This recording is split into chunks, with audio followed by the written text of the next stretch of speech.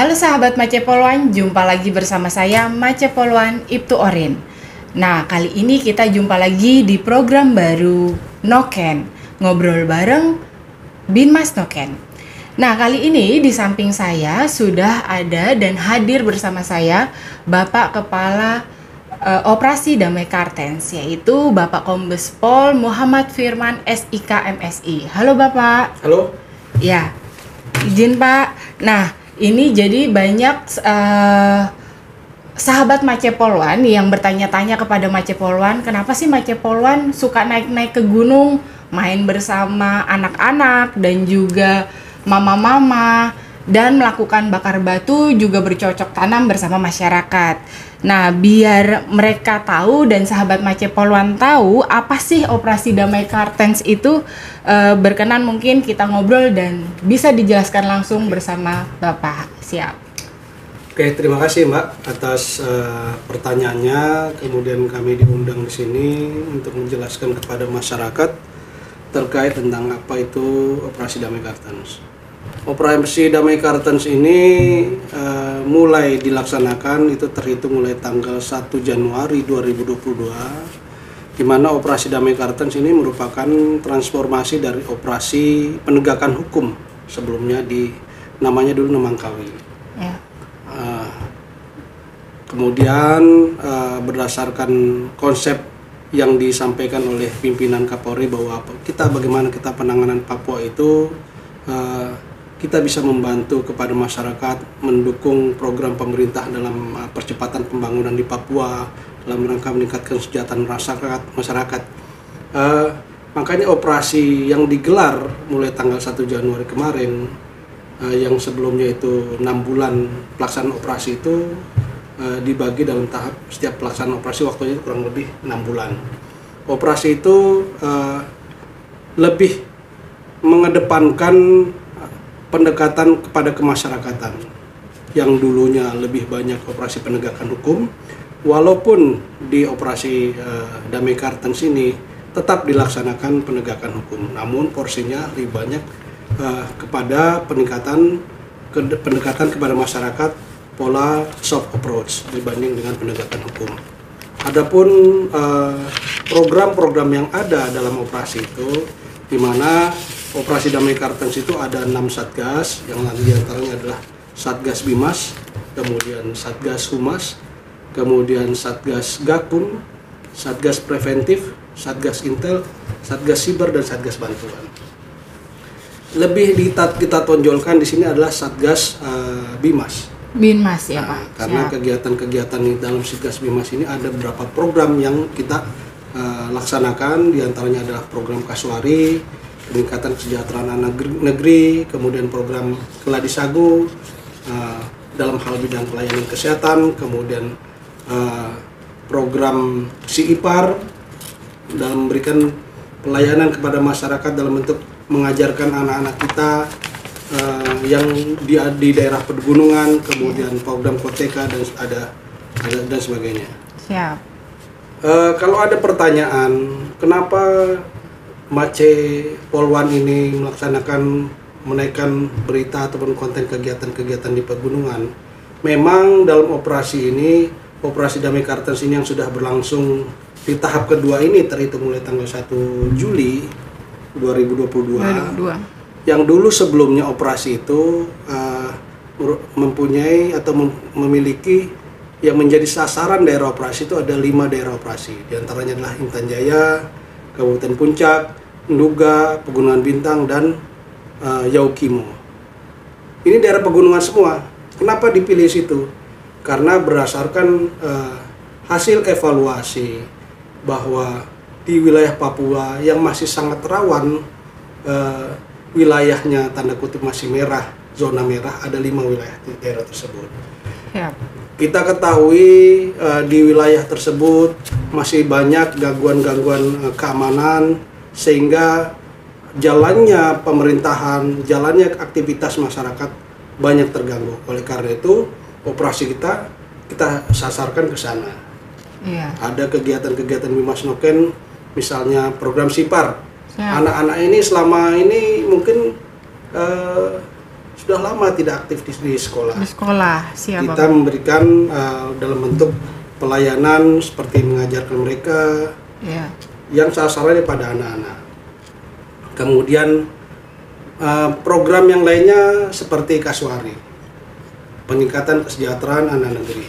Nah, di situ kita mengajarkan kepada masyarakat kita, saudara-saudara kita yang ada di pegunungan itu, seperti bagaimana caranya bercocok tanam, bagaimana caranya berternak yang bagus, yang baik, kemudian bagaimana caranya berkebun, menanam kopi dan sebagainya,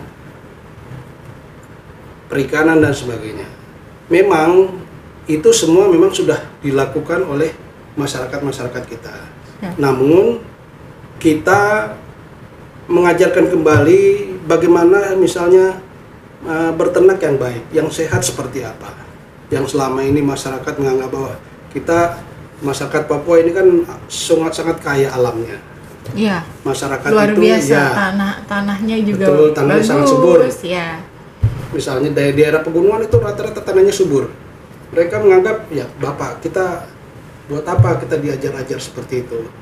Toh Tuhan sudah menyiapkan apa semua yang ada di alam ini, kita tinggal manfaatkan aja. Nah, kita menyampaikan kepada saudara-saudara kita bahwa alam ini suatu saat akan habis kalau kita tidak kelola dengan baik. Kita mengajarkan mereka bercocok tanam seperti apa, sehingga masyarakat paham betul bagaimana melestarikan kearifan lokal, misalnya budaya mereka makan dari sagu, kita ajarkan juga seperti itu. Bagaimana mengembangbiakan perikanan dan sebagainya, kita ajarkan juga. Anggota-anggota yang ditempatkan di sana itu tidak hanya brimob yang menjaga kegiatan-kegiatan masyarakat, tapi brimob-brimob yang diturunkan itu sebelumnya sudah diberi latihan-latihan terkait dengan kegiatan-kegiatan masyarakat itu. Misalnya mereka diajarkan bagaimana bercocok tanam, bagaimana pengembangbiakan budaya budidaya ikan dan sebagainya. Ya. Jadi luar biasa ya, Bapak. Polisi pun dibekali Betul. dengan ilmu-ilmu bagaimana mengajarkan para masyarakat untuk mampu memaksimalkan kekayaan alam. Betul. Gitu ya.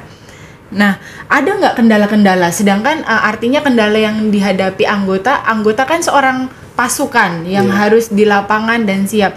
Namun harus juga melaksanakan kegiatan bermasyarakat. Seperti apa ya kendalanya, Bapak? Gini, kendala-kendala yang kita hadapi adalah yang sangat kelihatan sekali, itu masalah alam. Alam. Kita bergeser pasukan itu harus semua melalui transportasi udara. Pesawat yang kita tumpangi juga pesawat rata-rata juga pesawat yang menggunakan baling-baling yang yang paling banyak kapasitasnya sekitar 25 orang. Ya. Itu faktor alam. Kemudian faktor budaya. Masa anggota kita sebelumnya kita harus bekali betul bagaimana memahami kearifan lokal masyarakat setempat. Jadi tidak ada anggota kita yang semena-mena seenaknya berada di wilayah Papua. Dia harus paham betul bagaimana budidaya di sana, budayanya seperti apa, kemudian bagaimana. Memang ada kendala komunikasi, tapi saya melihat masyarakat Papua ini bisa juga berkomunikasi dengan menggunakan bahasa Indonesia. Saya sudah sampai ke Ilaga, Beoga, kemudian Kiwirok. Rata-rata apabila kita ajak komunikasi dengan bahasa Indonesia, mereka paham. Kemudian kendala-kendala yang lainnya adalah di samping komunikasi bahasa, kemudian adat dan sebagainya, alam, faktor cuaca, endemi malaria. Banyak anggota kita yang sakit. Karena itu kita sampaikan pada anggota di wilayah-wilayah pelosok yang paling jauh pun kita sarankan tetap menjaga kesehatan. Kita. Sehingga kita bisa memberikan pelayanan yang terbaik kepada masyarakat. Siap. Karena seperti ada program Keladi Sagu itu kan masyarakat paling terjauh sendiri, kita membantu pemerintah mensukseskan kesehatan itu, kita harus bisa masuk ke sana. Jadi kita harus kuat, harus sehat. Jadi tantangan itu menjadi challenge buat para anggota di lapangan. Betul. Seperti itu ya Pak. Nah, Artinya dari kegiatan-kegiatan yang dilakukan ini, bahkan itu terutama kita mengutamakan kesejahteraan masyarakat yang ada di pegunungan ya Pak. Selain itu keberhasilan apa atau pencapaian apa yang sudah kita capai dalam operasi Damai Kartens ini? Ya. Pencapaian operasi itu kan kalau sesuai dengan Perkap 1 2019 tentang manajemen operasi, pencapaian operasi itu ada secara kualitatif dan kuantitatif. Ya. Kuantitatif sesuai dengan rencana operasi yang sudah diberikan, sudah disusun, kita harus bisa melaksanakan kegiatan misalnya KOTK, komunikasi tokoh elit masyarakat. Berapa kali kita harus bisa sampai komunikasi dengan masyarakat. Kemudian siapa yang diajak komunikasi dengan masyarakat. Kemudian program pelayanan kesehatan Keladi Sagu. Sudah berapa banyak pelayanan kesehatan yang diberikan? Sudah berapa banyak masyarakat Papua yang sudah divaksin dan sebagainya? Itu secara kuantitatif. Kemudian secara kualitatif, masyarakat, tokoh adat, tokoh masyarakat, tokoh agama ikut menyampaikan bahwa keberadaan Damai Kartens ini, operasi Damai Kartens ini diterima oleh masyarakat, gitu loh. Mereka berharap misalnya kita bangun pos klinik layanan kesehatan, masyarakat banyak kita tanya bagaimana, sangat senang sekali. Nah ini secara kualitatif. Kemudian kita ambil contoh yang sudah kelihatan itu di wilayah Yokimo. Anggota bersama masyarakat di Yokimo sudah bisa menikmati hasil panen padi, kemudian cabai, kemudian panen ikannya kita laksanakan. Kemudian kita melihat bagaimana peternak babi ini bisa dapat mengembangbiakkan bibit babi yang kita berikan sudah besar. Nah, diharapkan nanti itu berkembang dapat dimanfaatkan oleh masyarakat setempat. Siap. Jadi kita memberikan banyak bibit kepada masyarakat dengan harapan mereka bisa memaksimalkan kemampuan mereka untuk beternak dan juga bercocok tanam ya. Siap Bapak. Nah, harapan ke depan untuk masyarakat di Papua seperti apa Pak? Harapan kita sebagai pelaksana operasi, diharapkan apa yang sudah kita berikan, negara yang sudah berikan kepada masyarakat Papua melalui operasi Damai Kartens ini bisa secara berkesinambungan tetap bisa dilaksanakan. Oleh karena itu, dalam setiap kegiatan-kegiatan kita tidak sendiri. Kita menggandeng aparatur pemerintahan setempat. Sehingga apabila operasi ini tidak dilanjutkan lagi, apa yang sudah kita berikan bisa ditindaklanjuti oleh aparatur pemerintah setempat, misalnya bupati, kepala dinas dan sebagainya, sesuai dengan program-program yang sudah ada di masing-masing instansi terkait tersebut. Sehingga tujuannya adalah bagaimana meningkatkan kesejahteraan masyarakat Papua ini betul-betul tercapai. Karena kita lihat sekarang masyarakat Papua kita kasihan yang di daerah pegunungan. Saya masih melihat, saya pernah di Ilaga. Bagaimana padahal itu daerah pegunungan tinggi, kabupaten yang paling tinggi di Indonesia itu. Kabupaten Puncak. Tapi bagaimana fasilitas air bersihnya juga masih sangat terbatas. Susah ya Pak. Listrik, komunikasi dan sebagainya. Sehingga ini yang harus perlu disentuh oleh kita. Kita harus bisa sampai ke sana melihat bagaimana saudara-saudara kita yang ada di sana. Sehingga program-program yang ada di masing-masing kementerian lembaga dari pusat dibawa ke Papua dilaksanakan dengan baik. Gitu loh. Jadi sangat mulia sekali ya tugas Polri ini sendiri. Betul. Dan peran kita sebagai Polri di sana menurut Bapak bermanfaat nggak nih buat masyarakat? Keberadaan kita sangat diharapkan dan sangat bermanfaat bagi masyarakat setempat. Karena masyarakat itu memang menginginkan adanya satu situasi keamanan dan ketertiban yang betul-betul terjamin. Mereka ingin setiap hari melaksanakan aktivitasnya, kegiatan-kegiatannya, misalnya beternak, kemudian bertani dan sebagainya, berkebun dan sebagainya, dengan rasa aman, tanpa adanya gangguan keamanan. Dalam hal ini memang masih banyaknya gangguan keamanan oleh kelompok KKB. Oleh karena itu, tugas operasi Damai Kartens ini ada satuan tugas Gakum yang tugasnya adalah melakukan penegakan hukum terhadap kelompok-kelompok yang mengganggu keamanan di wilayah, khususnya menjadi daerah sasaran operasi kita. Iya Pak. Nah, jadi walaupun di luar sana banyak juga yang sedang artinya polisi sedang dalam citra yang kurang baik, tetapi di gunung polisi juga tetap disayang ya Pak. Betul. Iya. Nah, luar biasa sekali, artinya apa yang kita lakukan selama ini juga dengan hati, dengan tulus. Jadi mereka menerima kita juga dengan baik. Tapi sejauh ini Pak, apakah kita pun tujuan kita kan mau menolong, tujuan kita untuk merangkul masyarakat. Apakah terjadi penolakan yang signifikan pada saat kita melaksanakan tugas di lapangan? Ada penolakan itu, tapi berkat kita melakukan pendekatan kepada mereka, kepada masyarakat kita ini dengan secara persuasif, pendekatan secara lebih beradab, lebih manusiawi, mereka juga akan paham keberadaan aparat keamanan di sini adalah untuk menciptakan keamanan mereka, gitu loh. Sehingga tidak ada batas antara masyarakat dengan aparat keamanan. Kita bisa melihat banyaknya contoh keberhasilan anggota kita yang ada di wilayah pegunungan.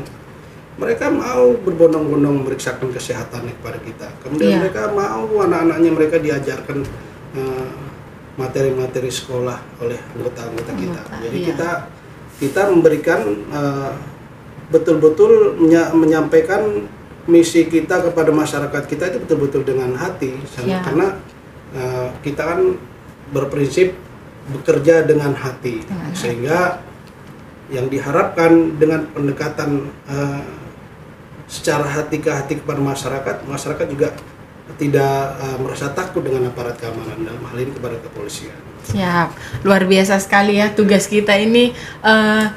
Niat kita adalah menolong, tapi kita tetap harus waspada Pak, ya, karena mungkin situasi juga tidak seperti yang dilihat juga ya Pak. Nah, baiklah Bapak, mungkin ada yang ingin Bapak sampaikan kepada masyarakat kita di Papua dan seluruh Indonesia yang mendengarkan podcast ini. Ya, harapan saya kepada masyarakat Papua, Papua ini bisa maju, bisa sejahtera. Apabila kita bisa membangun bersama dengan masyarakat Papua, kita bisa menciptakan kesejahteraan masyarakat Papua. Karena saya melihat sendiri banyak potensi-potensi anak-anak Papua ini yang bagus. Nah, ini saya harapkan ke depan mereka bisa menjadi cikal bakal penerus-penerus generasi Papua, sehingga bisa mereka menumbuhkan rasa cinta kepada daerahnya, cinta kepada Indonesia, sehingga mereka lebih maju lagi dan bertindak untuk membangun Papua. Kemudian untuk saudara-saudaraku Papua yang ada di wilayah di luar Papua, bahwa kita datang operasi Damai Kartens ini adalah operasi yang mendekatkan diri kepada masyarakat melalui program-program yang sudah dibuat untuk membantu pemerintah dalam meningkatkan kesejahteraan masyarakat Papua. Siap. Baik, terima kasih Bapak. Nah, sahabat Mace Polwan, tadi sudah dijelaskan oleh Pak Kaops Damai Kartens tentang apa sih Damai Kartens itu dan juga berbagai program-program yang sudah dilakukan Polri di daerah pegunungan Papua, tepatnya di Provinsi Papua. Nah, udah nggak penasaran lagi kan kenapa Mace Polwan main ke gunung dan juga main bersama anak-anak di pegunungan, selain mengajarkan atau menjadi polisi piajar, mengajarkan adik-adik baca tulis dan hitung, dan juga mengajarkan mama-mama dan masyarakat lain untuk bercocok tanam dan memaksimalkan potensi yang ada dan kekayaan alam yang ada di daerah pegunungan. Nah, baiklah sahabat Mace Polwan, kita akan ketemu lagi dengan Mace Polwan di program Noken selanjutnya. Ngobrol bareng Bin Mas Noken. Dadah.